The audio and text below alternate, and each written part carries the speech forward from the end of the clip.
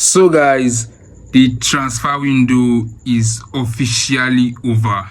Now, a lot of clubs have signed their dream players. A lot of players have gone to their dream clubs. A lot of deal fell through. A lot of saga happened. Like this last 24 hours of the transfer window was very, very crazy. It was very, very crazy. A lot happened.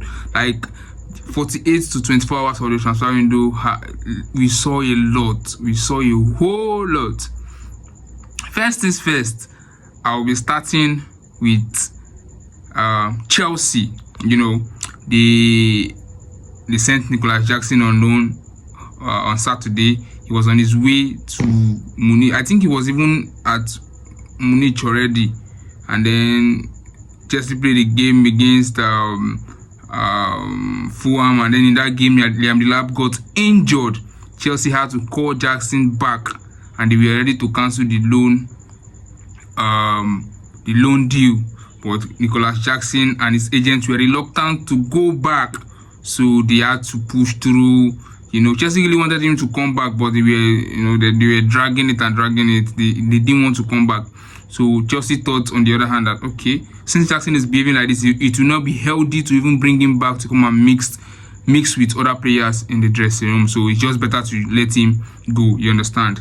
So they look for a way, and then finally Nicholas Jackson is now a Bayern Munich player. It is an initial loan with a clause that we make it an obligation in 2026. You understand? A 15 million initial loan, and then the total package may end up being getting up to 80 million euros, and then there's a sell-on clause in the deal. You understand?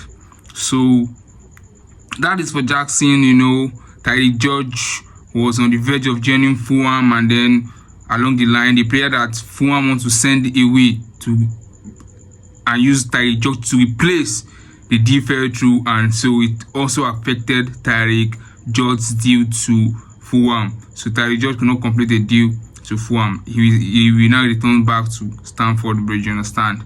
And then we heard that Chelsea wanted to sign Conrad Harder, be name. They didn't push for him, but he had to call back McGill from his loan spell at Sunderland. You understand? So now let's move on to Liverpool. Liverpool finally got their man Alexander Isak for a record-breaking transfer fee of £130 million. Incredible. You know, Isak is now a Liverpool player. As a matter of fact, he has been on field and he has spoken. He said he wants to give his best for the club. He wants to make history and win trophies. You understand? Liverpool also were almost on the verge of signing Maguire from Crystal Palace. You know, but the deal fell through because Igor Julio, who was supposed to be Maguire's replacement at Crystal Palace, deal did not go through. So Crystal Palace had to block that deal for Maguire. And then when we move to Tottenham Hotspur, after the signing of Xavi Simons, they were able to land Randa Kolomwani on loan from PSG. You understand? And then Manchester United were able to sign a new goalkeeper. I cannot even remember his name at the moment. You know, they were able to sign a new goalkeeper. And then Arsenal were able to sign Incapié. Incapié is now an Arsenal player, and he has signed his contract with Arsenal. After the signature of Eze, they were able to sign Incapié. And then we move to Manchester City. Gianluigi Donnarumma, the Italy international goalkeeper, has now joined Manchester City. So, you know, Manchester City signed James Trafford, you know, earlier, and then now they have added Gianluigi Donnarumma following the departure of Ederson. You understand? And when we go to Manchester United, you know, Jadon Sancho joined Aston Villa on loan, while what's his name? Anthony joined Real Betis. You know, and when we come to our Nigerian brother, what's his name? Chukwueze, when we come to the Nigerian internationals, Chukwueze was able to complete a deal to Fulham. Victor Boniface was able to complete a deal to Werder Bremen on loan. Now this got me thinking. AC Milan reported to us that Victor Boniface did not pass his medical. That is why his deal fell through. But how come he passed the Werder Bremen medical?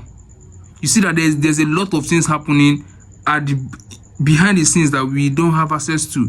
You understand? How can a player that failed the medical at AC Milan now pass a medical that will take him to Werder Bremen? You see that really balance. Really balance. So Chukwueze has gone to Fulham. Victor Boniface has gone to Werder Bremen. You understand? Ademola Lookman could not get a move out of Atalanta because Atalanta messed up the deal that was supposed to take Lookman to Inter Milan. They submitted a 42 million bid, but Atalanta just did the thing. They just they just look for a way to frustrate the deal, and the deal was off. When we talk about the Premier League,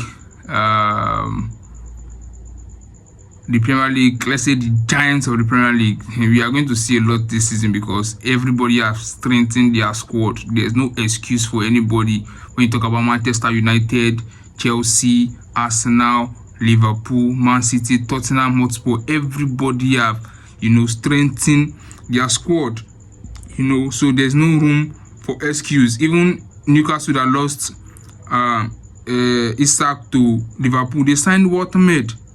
They signed Watermaid from Stuttgart, for I think for 80 or 90 million euros. So everybody is strengthening their squad, and this season promises to be a very, very, very thrilling Premier League season. And a lot of these clubs are going to the Champions League. They'll be meeting with the big boys, and everything is going to be this season is going to be really, really, really crazy. You understand? So we hope for the best for everyone. There's a lot of deals that I didn't even remember to mention. I can't even remember them now. Maybe I'll be doing some video about them later, but right now I can't even remember. As it stands now, Liverpool sits first in the EPL table with 9 points out of a possible 9. Chelsea sits second with 7 points out of a possible 9. Arsenal sits third in the Premier League table. Tottenham Hotspur sits fourth in the Premier League table. Everton fifth. Sunderland sixth. Crystal Palace seventh. Bournemouth seventh. Crystal Palace 8th. Manchester United 9. That's how. And I think Brighton 10. So that's how the Premier League table is standing currently, and we are in the season of the international break currently. So the players will be traveling to their country to represent their various countries. You understand? So we'll be hoping to have them back after the international break. Now, after that international break, going season 1 starts, we are going to see a lot of changes. Earlier I said I'm banking on Arsenal to win the league, Chelsea to end second, Manchester City to end third, and then Liverpool fourth. But as it stands now, with what Liverpool are doing, even if they are not playing really, really well, they are getting the 3 points. And now they have added Isak. They've added Isak to the likes of firing Szoboszlai, Gravenberch, Florian Wirtz. Even if he has not started firing yet, he has not started giving us the Florian Wirtz that we saw at Leverkusen, but he's going to get into it, Kekes is there, these guys are playing really, really well, but Liverpool are still in a bit of transitioning phase, so we are still seeing a lot of changes. But with the additions that they have made this season, it's going to be really, really, and it's going to be an interesting season for Liverpool. You understand?